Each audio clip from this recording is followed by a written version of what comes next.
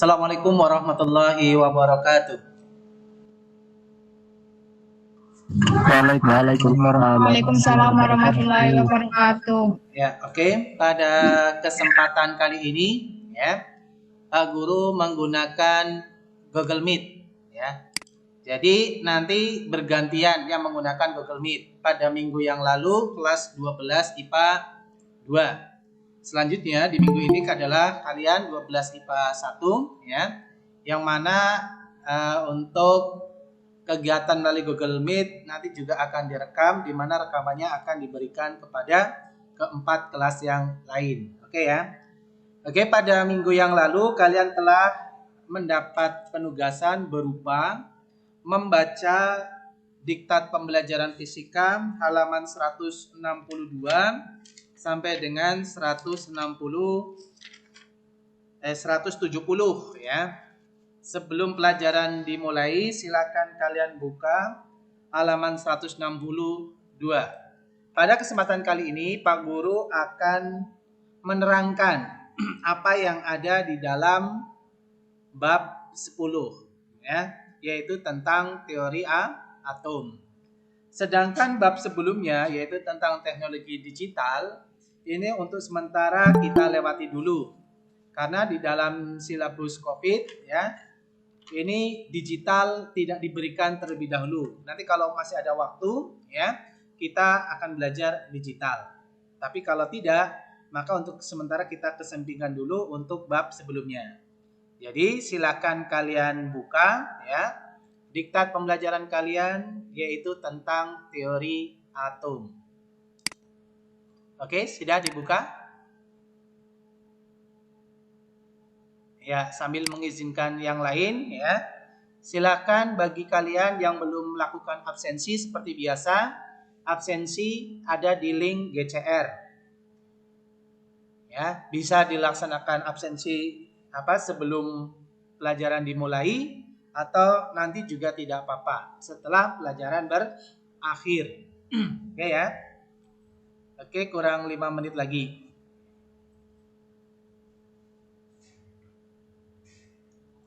Oke, baru 15 yang masuk, ya. Jangan lupa siapkan catatan, ya, dan juga buku diktat teori atom. Jadi pada kesempatan kali ini Pak Guru akan membahas tentang konsep daripada atom, ya. Teori-teori atom akan kita pelajari hari ini.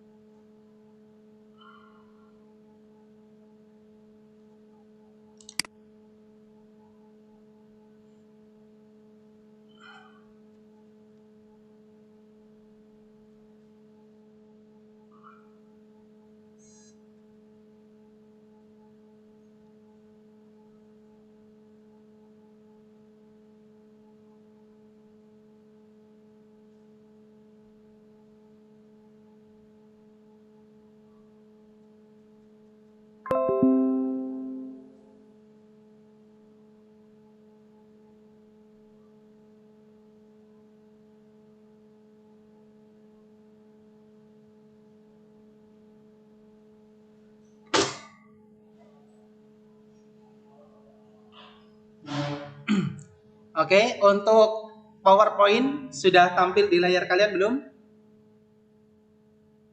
Halo, halo. Sudah, Pak. Sudah ya? Oke. Ya. Ya.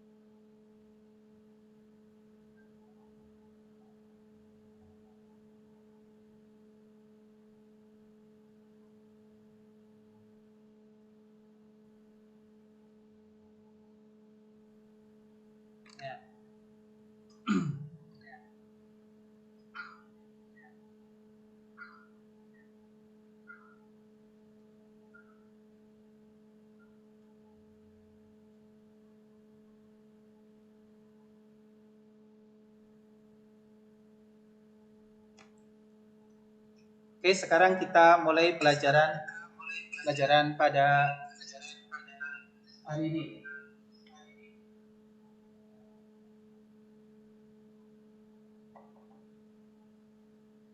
Ya. Teori atom dan model atom, ya.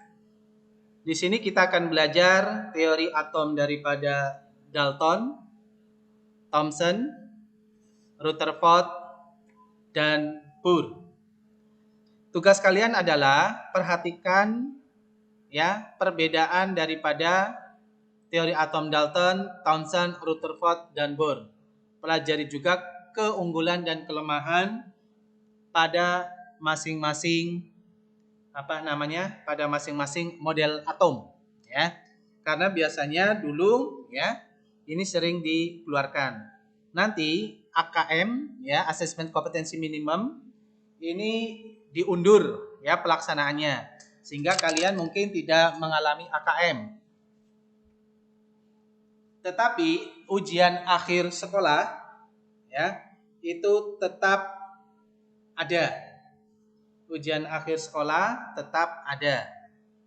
Yaitu soal yang dibuat oleh sekolah ya. Antara lain ya nanti pelajaran fisika. Nah, salah satu kisi ya yang biasa muncul di dalam soal ujian akhir sekolah ini adalah berkaitan tentang teori dan model atom. Oke, bisa dipahami ya? Halo, untuk tampilan slide sekarang sudah besar, sudah tampak semua di tempat kalian belum?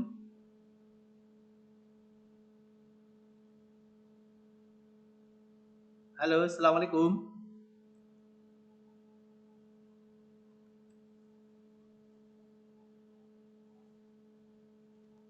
Halo. Oke, Pak Guru bisa lanjut ya?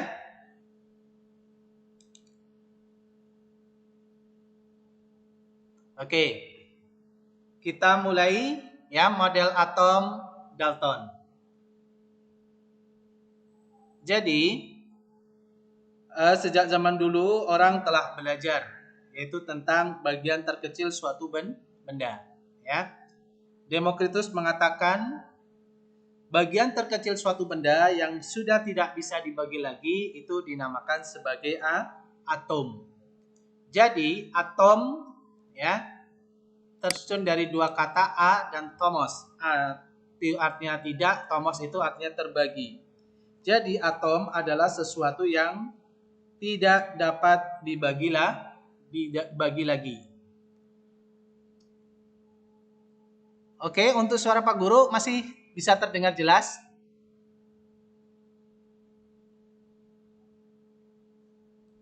Halo?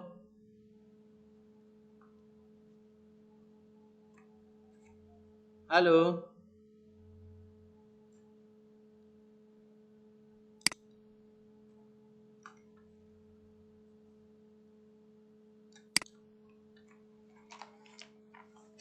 Jadi, ya, model atom, kita belajar tentang model atom ya. Ya oke, nanti kalau Mama tidak bisa masuk ya, ini Pak Guru juga sudah siapkan rekamannya. Oke. Jadi atom itu dulu orang mengatakan bagian terkecil, dimulai dari Demokritus mengatakan bagian terkecil suatu benda yang tidak bisa dibagi lagi itu dinamakan sebagai atom. Ya. Kemudian pandangan daripada Demokritus ini kemudian diilmiahkan oleh teori Dalton atau ya di sini John Dalton 1766-1844 mengungkapkan teori tentang atom. Yaitu atom merupakan materi kecil yang tidak dapat dibagi-bagi. Jadi pendapat pertama ini sama ya dengan pendapat Demokritus. Kemudian yang B, atom suatu unsur tidak dapat berubah menjadi unsur lain. Atom tembaga tidak dapat berubah menjadi atom aluminium dan sebaliknya. Jadi atom suatu unsur tidak dapat berubah menjadi unsur lain. Itu pendapat yang kedua. Pendapat ketiga, dua atom atau lebih yang berasal dari unsur-unsur berlainan dapat bersenyawa membentuk molekul. Misalnya atom hidrogen dan oksigen membentuk molekul air H2O. Keempat, atom-atom yang bersenyawa dalam molekul memiliki perbandingan tertentu dan jumlah keseluruhan yang tetap. Jumlah massa sebelum reaksi dan sesudah reaksi adalah sama. Ya. Jika dua atom membentuk dua senyawa atau lebih, maka atom-atom yang sama dalam kedua senyawa itu memiliki perbandingan yang sederhana. Nah, D dan E ini biasa kalian jumpai nanti di dalam mata pelajaran kimia. Ya. Teori atom Thomson ya, yang pertama, jadi itu tadi pendapatnya. Jadi modelnya sekarang adalah sebuah atom terdiri dari muatan-muatan listrik positif yang disebut proton yang menyebar merata di seluruh bagian atom. Dan muatan-muatan negatif yang disebut elektron yang tersebar di antara proton-proton sedemikian hingga atom bermuatan netral. Jadi pada pendapat Dalton, atom itu merupakan bagian terkecil dari suatu materi. Tetapi Thomson sejak penemuan penemuan partikel yaitu adanya proton dan elektron ya, maka di dalam atom itu tersusun atas muatan-muatan listrik ya, muatan listrik positif yang disebut proton yang menyebar merata di seluruh bagian atom dan muatan negatif yang disebut elektron yang tersebar di antara proton-proton sedemikian hingga atom bermuatan netral. Jadi Thomson itu mengatakan di dalam atom itu masih ada bagian yang lebih kecil ya, yaitu muatan-muatan listrik. Muatan listrik positif dinamakan proton, sedangkan muatan negatif disebut dengan nama elektron. Mereka semua tersebar di seluruh bagian atom, tersebar merata. Sehingga jumlah muatan positif dan negatif sama menyebabkan ya, atom itu bermuatan netral. Model atom Thomson ini menyerupai model roti kismis, di mana kismisnya menyebar merata di dalam roti. Ya. Model atom Rutherford. Nah, model atom Thomson ternyata memiliki kelemahan, yaitu ketika Geiger dan Marsden melakukan percobaan di dalam hamburan sinar alfa. Ya, di dalam buku diktat kalian ada di halaman 162.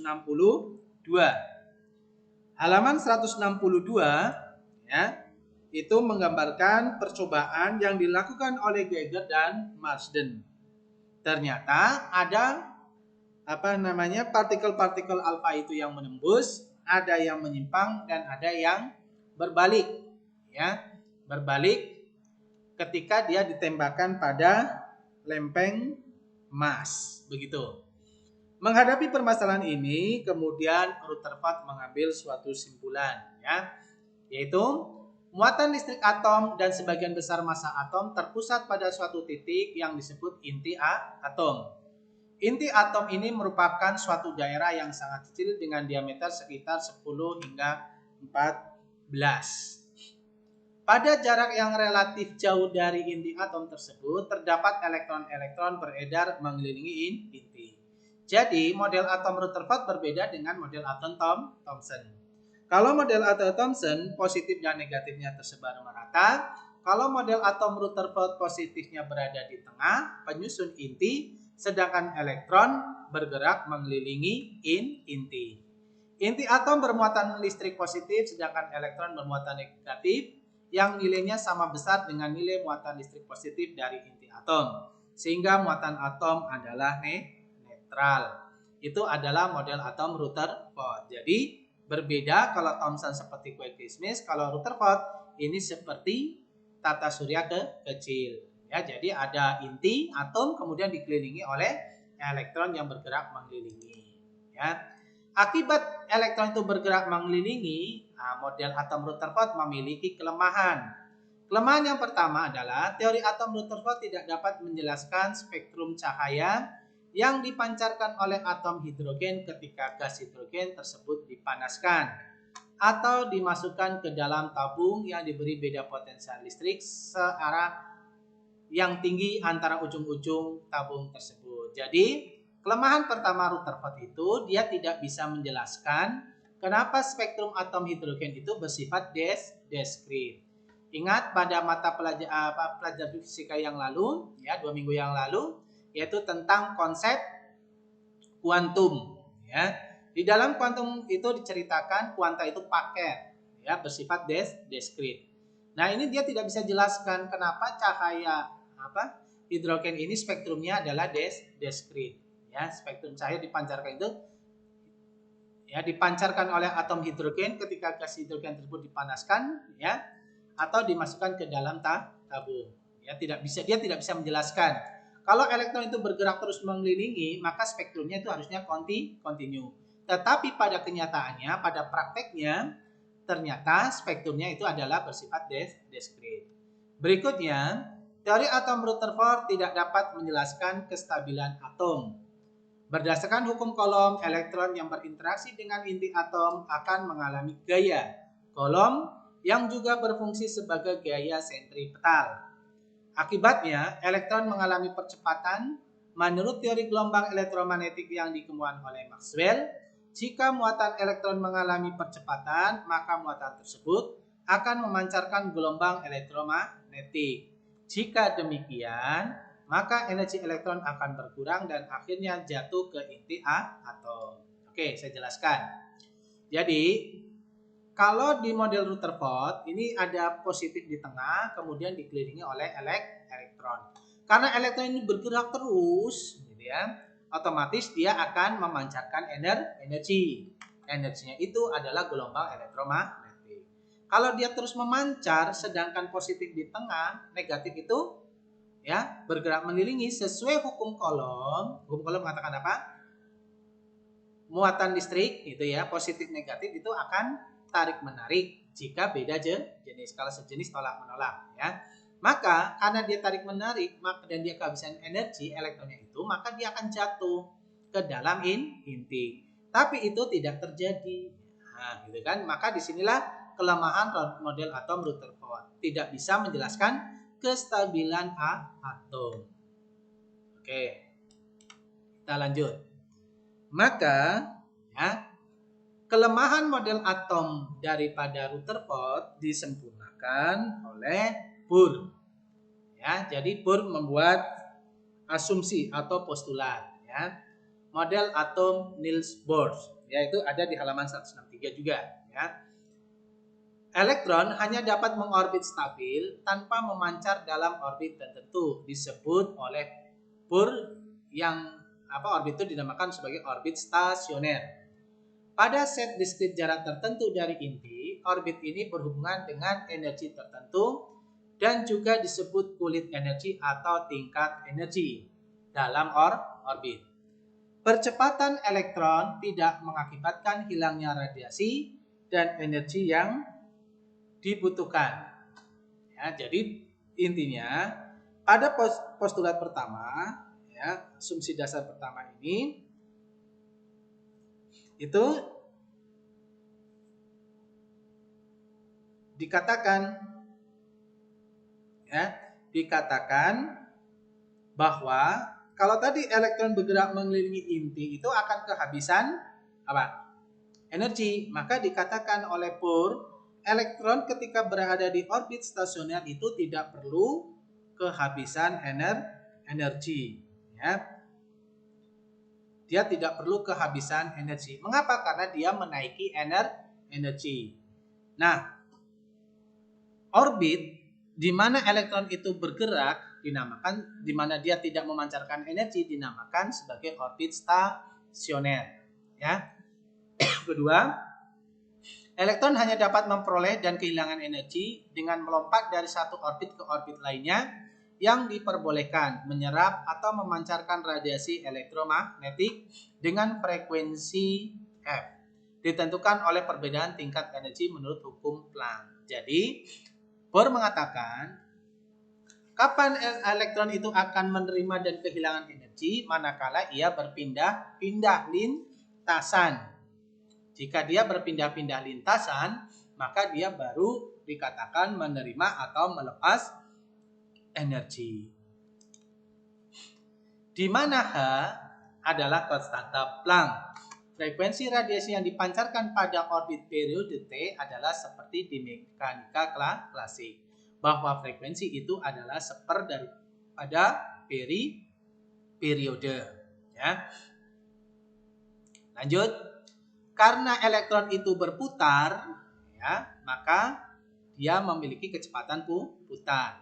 Kalau dia memiliki kecepatan putar, maka dia memiliki momentum sudut. L merupakan perkalian bilangan dengan satuan tetap, di mana L sama dengan N. N itu adalah tingkat kulitnya, kulit pertama, kedua, tiga, atau dinamakan juga bilangan kuantum utama. H itu dinamakan sebagai tetapan Planck, ya, dibagi dengan 2pi, atau juga ditulis sebagai N habar. N dikalikan H habar. Di sini H tapi dikasih garis, ya. Dan habar sama dengan H dibagi dengan 2pi. Nilai terendah dari N adalah 1. Ini merupakan radius orbital terkecil 0,0529 nanometer, dikenal sebagai radius Bohr. Tingkat energi kuanta atom hidrogen ditentukan oleh En sama dengan E kulit pertama dibagi N kuadrat sama dengan min 13,6 elektron volt dibagi dengan bilangan kuantum utama. Jadi begini, tadi dikatakan bahwa elektron itu kalau berada di orbit stasioner, dia tidak perlu memancarkan energi. Mengapa? Karena dia menaiki energi. Ya. Lah berapa besar energi yang dinaiki? Lah itu dilihat, kalau dia berada di kulit pertama atau bilangan kuantum pertamanya itu 1, maka dia menaiki energi dengan besar 13,6 elektron volt.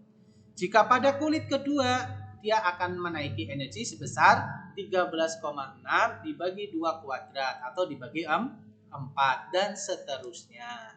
Ya. Kemudian, ya, inilah adalah rumus daripada besarnya energi yang dipancarkan manakala ia berpindah tempat. Ya, energi dari foton yang dipancarkan oleh atom hidrogen diberikan oleh selisih 2 tingkat energi hidrogen. Maka berapa besar tadi ketika dia berada di sini, ya, di orbit stasioner, dia tidak perlu memancarkan energi. Mengapa? Karena dia naik energi. Energi yang dinaiki adalah 13,6 elektron volt.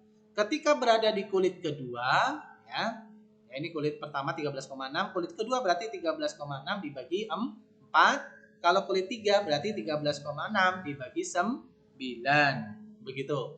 Nah, berapa besarnya energi yang dipancar? Nah, selisih delta E sama dengan HF itu adalah, misal mau dia pindah dari 13, dari kulit kedua pindah ke kulit pertama, berarti dikatakan E mula-mula dikurangi E final. Nah, begitu. Ya, paling gampang begitu. Maka di sini katakan, ya, atau dari kalau dia pindah dari kulit 3 ke kulit 2, berarti min 13,6 per 2 kuadrat 4 dikurangi 13,6, ya. Min di sini kurangi min 13,6 dibagi 9. Begitu caranya, ya. Oke.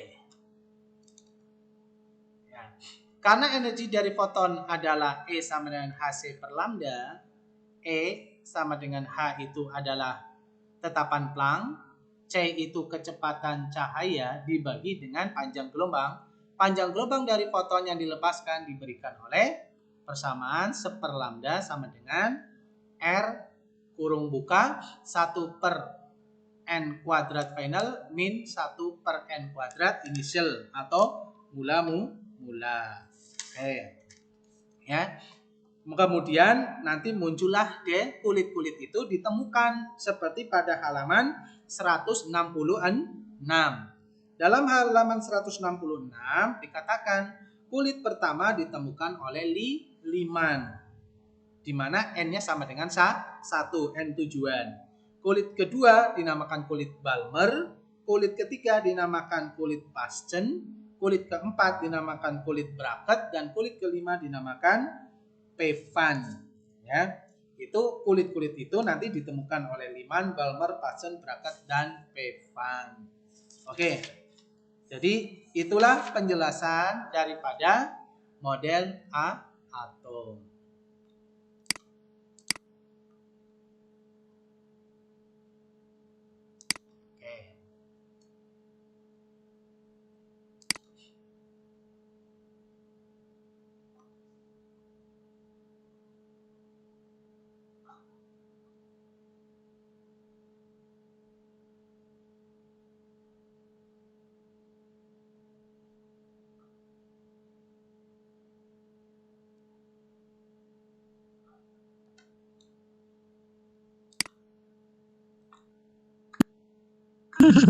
Irsa tadi kayak ada nih.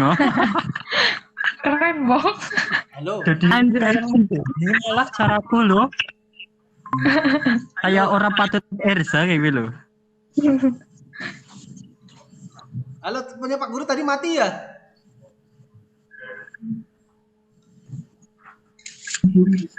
Halo.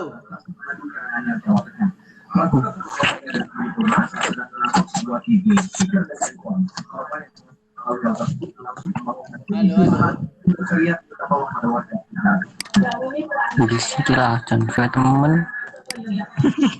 Yang lu ramai orang ya wis Dean. Halo. Buku ya Pak. Halo. Assalamualaikum.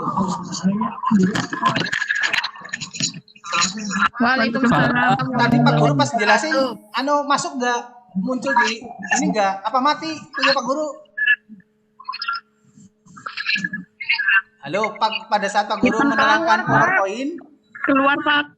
oh keluar ya? Oh ya, oke lah. Jadi tadi Pak Guru jelasin PowerPoint, Ya, Pak, nggak keluar. muncul sama sekali.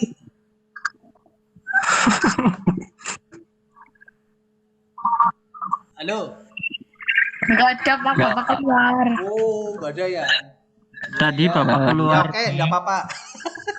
Ya Pak Guru tadi sudah jelasin PowerPoint-nya sampai selesai. Ya udah nggak apa-apa. Nanti rekamannya Pak Guru berikan. Ya. Tugas kalian seperti biasa ya. Ya, membuat catatan di itu GCR. Ya, jadi tadi Pak Guru menerangkan kalian tidak masuk ininya ya, suaranya ya, sama gambarnya ya. Bapak keluar ya enggak ada Pak. Oh, Apa Pak? iya. Tidak ada apa-apa. Oke. Ya nggak apa-apa. Oke. Ya jadi nanti habis ini Pak Guru, untung Pak Guru lakukan rekamannya. Ya tak kira ketika masuk ke PowerPoint gambar menyeluruh, tak kira masih on, ternyata mati. Ya oke, tidak apa-apa. Ya, tugas selanjutnya ini kan 10.51 nih. Ya, 10.51 berikutnya sampai jam 12 lah. Anggap kalian nanti melihat video yang Pak Guru tadi jelaskan ya. Pak Guru kan tadi jelaskan PowerPoint gitu ya. Ya, nanti habis itu kalian catat seperti biasa. Begitu? Ya. Oke, terima kasih. Mohon maaf ya. Iya, ternyata sinyal di Pak Guru yang AO. Ya. Oke. Oke, sekian dulu ya. Setelah ini Pak Guru kirimkan rekaman yang tadi. Oke, sekian dulu. Terima kasih. Assalamualaikum warahmatullahi wabarakatuh.